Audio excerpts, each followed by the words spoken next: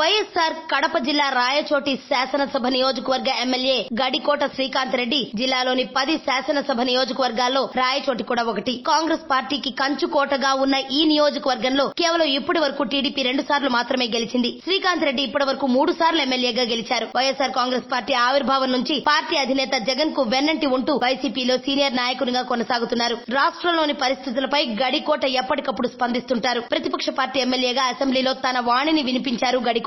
ముఖ్యమంత్రి చంద్రబాబు నాయుడు తీరును ఎండగడుతున్నారు. చీకట్లో చంద్రబాబు కాళ్లు పట్టుకునే నైజం తమకు లేదని, తమ పార్టీ అధినేత జగన్మోహన్ రెడ్డి ఏది చేసినా నేరుగా నిజాయితీగా అందరికీ తెలిసే విధంగానే చేస్తారంటూ వ్యాఖ్యానించారు. అలాగే రాష్ట్రంలో తాగునీటి సమస్యలు, నిరుద్యోగ భృతి, మహిళలు, ప్రభుత్వ ఉద్యోగులపై దాడులు లాంటి ఎన్నో సమస్యలపై గడికోట పోరాడుతున్నారు. సాగునీటి ప్రాజెక్టుల పేరిట ప్రభుత్వం చేసిన అక్రమాలు, పార్టీ ఫిరాయింపుల అంశం, స్విస్ ఛాలెంజ్ విధానం, రాజధాని కోసం చేపట్టిన భూసేకరణలపై ప్రశ్నించారు. అలాగే నియోజకవర్గం కార్యక్రమాల్లోనూ చురుగ్గా పాల్గొంటారు. పార్టీ ప్లీనరీ కార్యక్రమాలు ఉత్సాహంగా పాల్గొన్నారు. తాజాగా మాసాపేట వద్ద రోడ్ పక్కన నడిచి వెళుతున్న మాసాపేటకు చెందిన హుస్సేన్ బి అనే మహిళను స్కూటర్ ఢీకొట్టడంతో ఆమెకు కుడి భుజం, ఎడమ కాలు తీవ్ర గాయాలయ్యాయి. అదే సమయంలో అటుగా వెళుతున్న శ్రీకాంత్ రెడ్డి ప్రమాద సంఘటనను గమనించి వాహనం దిగి గాయపడిన మహిళను తన వాహనంలోనే ప్రభుత్వాసుపత్రికి పంపించి మంచి వైద్యం అందించాలని వైద్యాధికారులకు ఫోన్ లో చెప్పారు. అలాగే మార్నింగ్ వాక్ కి వెళ్లినప్పుడు ఎవరైనా ప్రజలు వచ్చి సమస్యలు చెప్పుకుంటే వాటిని పరిష్కరించేందుకు ప్రయత్నిస్తారు. గడికోటకు భారీ పోటీ ఇచ్చే టీడీపీ నేత లేకపోవడం విశేషం.